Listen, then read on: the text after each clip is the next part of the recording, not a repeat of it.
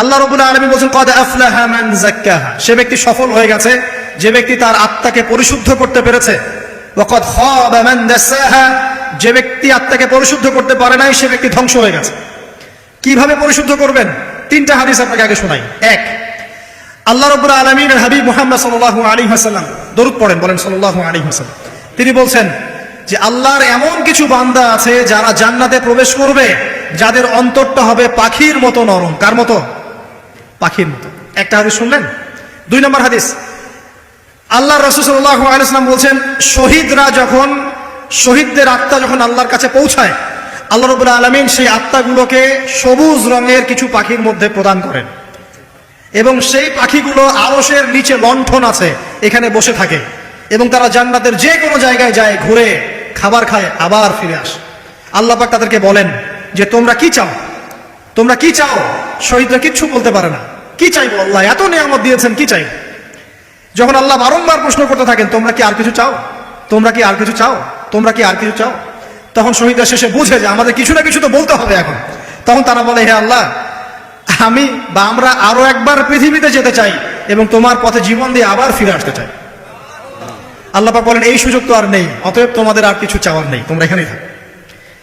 আরেকটা হাদিস শুনেন, রাসূলুল্লাহ সাল্লাল্লাহু আলাইহি ওয়াসাল্লাম বলেছেন, এই হাদিসটা ওমর রাদিয়াল্লাহু আনহু থেকে এসেছে, হে মুসলিমরা, তোমরা যদি আল্লাহর প্রতি তাওয়াক্কুল করার মতোই তাওয়াক্কুল করতে, ভরসা করার মতোই ভরসা করতে, আল্লাহ পাক তোমাদেরকে পাখিদেরকে যেমন করে রিজিক দেন তোমাদেরকে ঠিক সেইভাবে রিজিক দিতেন। তোমরা কি লক্ষ্য করো না যে পাখিরা খালি পেটে বের হয়ে যায় বাসা থেকে সকালবেলা এবং সন্ধ্যাবেলা ভরা পেটে বাসায় ঢোকে? আপনাকে যে তিনটা হাদিস শোনালাম, এই তিনটা হাদিসে একটা শব্দ হচ্ছে কমন। শব্দটা কি বলেন? পাখি। পাখি কি? পাখি। আল্লাহ রাব্বুল আলামিন পাখিদের কাছ থেকে আমাদেরকে শিখতে বলছেন এবং বলছেন যে পাখিদের মনটা হয় খুব নরম, খুব সফট এবং তারা আল্লাহর প্রতি তাওয়াক্কুল করে পূর্ণ মাত্রায়। তারা সকালবেলা ভোরবেলা বের হয়ে যায় এবং সন্ধ্যাবেলা বাসায় ফেরে, খালি পেটে বের হয়, ভরা পেটে বাসায় ফেরে। এবং আল্লাহ পাক সবচেয়ে সম্মানিত মউত যেটা শহীদের মউত, সেই শহীদদের আত্মাকে আল্লাহ পাক পাখির রূপ দিবেন। তাহলে পাখিটার বিষয়ে একটা ফোকাস করা দরকার আছে না? আচ্ছা, এখানে আসেন। পাখির মন হচ্ছে নরম, মানে পাখির মনটা তাসকিয়া, আত্মশুদ্ধিতে পরিপূর্ণ। ক্বাদ আফলাহা মান যাক্কাহা, সে ব্যক্তি সফল হলো যার হৃদয়টা পবিত্র, নিষ্পাপ, নিষ্কলুষিত হলো, সে ব্যক্তি সফল হবে ইনশাআল্লাহ। একটা কাজ এখানে খেয়াল করেন, পাখিরা সকালবেলা ভোরবেলা বের হয় আর সন্ধ্যাবেলা বাসায় ফেরে। এখনকার মুসলিমদেরকে দেখবেন দুপুরবেলা ওঠে, রাত 3টায় ঘুমায়। কথা কি বুঝেন নাই? পাখির একদম ভোরবেলা ওঠে, যখন ফজরের আজান দিচ্ছে ঠিক তার এক মুহূর্তে পাখির কিচিরমিচির শুনছেন, তার মানে নামাজের ওয়াক্ত প্রায় চলে যাচ্ছে, তার মানে তার আল্লাহ পাকের হুকুমের সাথেই জেগে ওঠে, সূর্য ডুবে তারা ডুবে যায়। ঠিক এরকম সুন্নত ছিল নবী সাল্লাল্লাহু আলাইহি ওয়াসাল্লামের এবং সাহাবায়ে কেরামের। আজকে 1400 বছর পর মুসলিম জাতি এই সুন্নাহ ভুলে গেছে।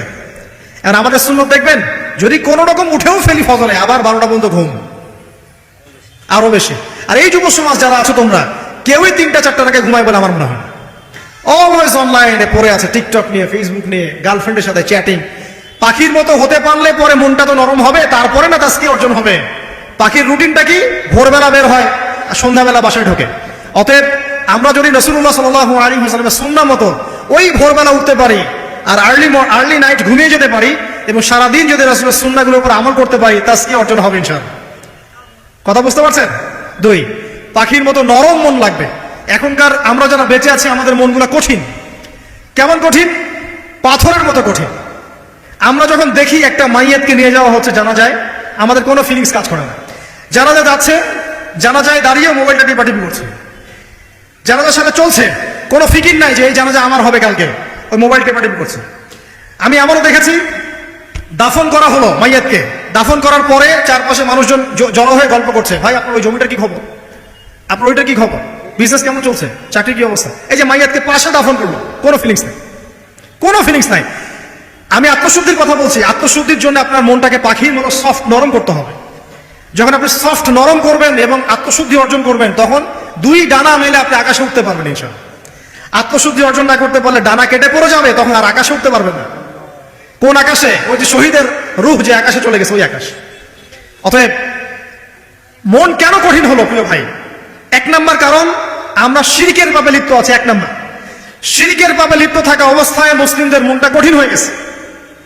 আপনি কি মনে করছেন আমরা শিরক করি না? মুসলিমরাও কবর পূজা করে, দেখবেন মুসলিমরাও দেখবেন অনেক ক্ষেত্রে মাজার পূজা করছে।